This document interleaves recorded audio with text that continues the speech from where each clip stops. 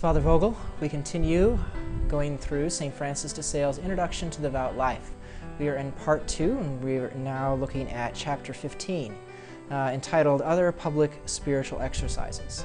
So in the previous chapter, we looked at the public worship of the church, the high point as being the Mass, and so now we're going to look at one other moment of public liturgy of the church, as well as the goodness of going through the spiritual life in community rather than alone. So St. Francis says, besides attending Mass every day, be present on feast days and Sundays at the office of the hours and of Vespers, recited publicly in church whenever you can conveniently do so. So he refers to the hours or Vespers. So this is talking about another portion of the public worship of the church, the Liturgy of the Hours or the Divine Office. And so these are prayers based upon the Psalms that are prayed throughout the day. And all priests and religious, they make promises to pray them, so they pray them every day. But the faithful are also recommended highly to join in and may pray those prayers as well. Now he's referring to on feast days and Sundays.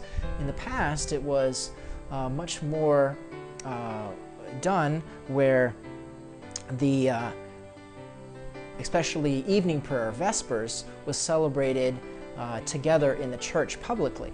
And so he's recommending that people join in those public prayers of the Divine Office. Unfortunately, we don't have that as much today, though in some places we're trying to bring that back.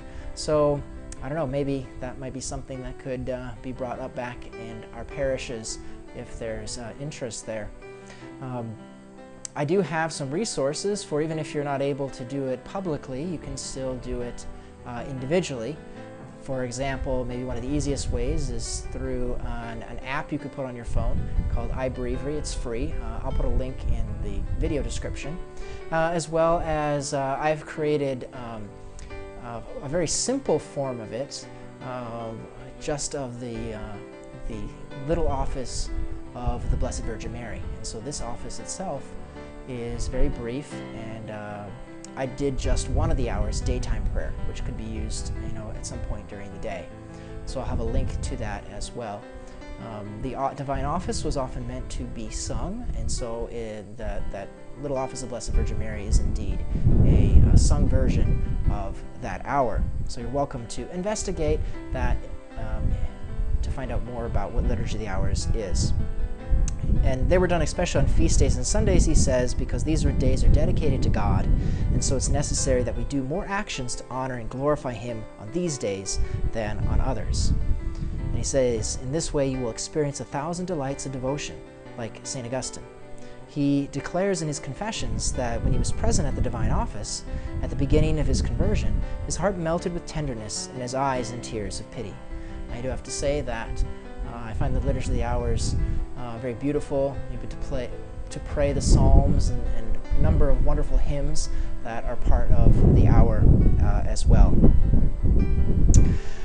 Going on, he says to join gladly the local confraternities of the place where you live, especially those whose exercises are most fruitful and edifying.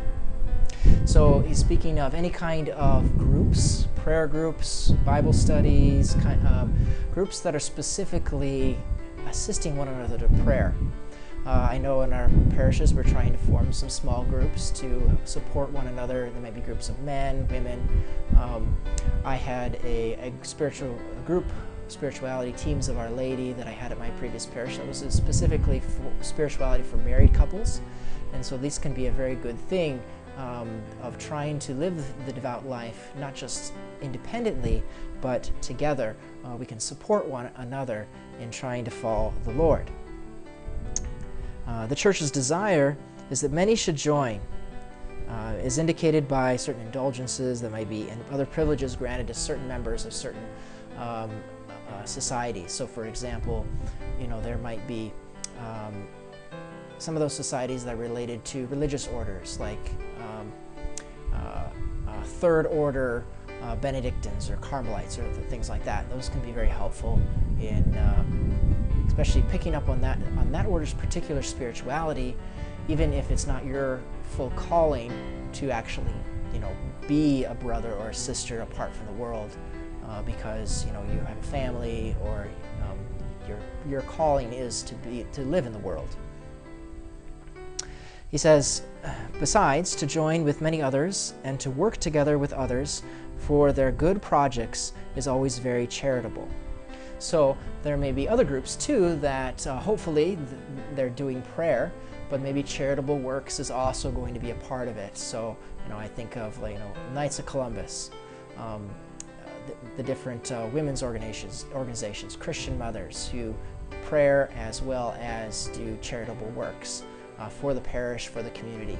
So those are good groups to be involved in as well, to assist in not only growing in the devout life for yourself, but also in serving others, and through the serving of others, hopefully draw them to the Lord as well. By joining others and sharing our good work with our brothers and sisters, as well as neighbors, gives greater glory to God, he says. And he finishes that, I say the same with regard to all kinds of public prayers and religious services as far as possible. We should take part in these in order to edify our neighbor by our good example and show our concern for the glory of God and the intentions of all. So other kinds of forms of public worship. Suppose we could put in, like things like funerals and wakes are good to join in the prayers of the communities, especially praying for those who have died. But whatever other kinds of prayer services or blessings that may take part, different celebrations of big feast days of the parishes, things like that are good to participate in with the life of the parish, so that together we can grow in holiness. God bless.